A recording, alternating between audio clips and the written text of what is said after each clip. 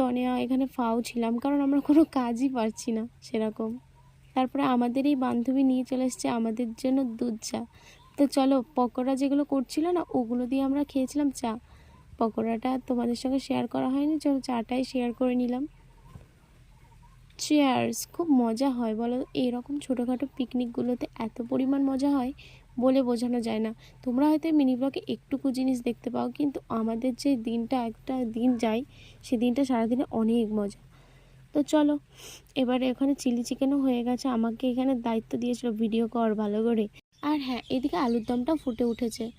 চলো, এবারে এখানে ফ্রাইড রাইস রেডি হচ্ছিলো, ওটাও তোমাদের সঙ্গে শেয়ার করলাম। তারপরে দেখো হয়ে গেছে সব কিছু কমপ্লিট, তারপর বসে গেছিলাম খাওয়ার খেতে। তো তৃষা এদিকে সবাইকে স্যালাড সার্ভ করছিল। আমাদের মধ্যে কিন্তু সব থেকে দায়িত্ববান হচ্ছে তৃষা, কারণ ও একদম পরিপাটি সব কিছুর জন্য। তনিয়া এদিকে গাজর খাচ্ছে, মনে হচ্ছে কেউ যেন গাজরই দেখেনি। তো চলো, এবার ফ্রাইড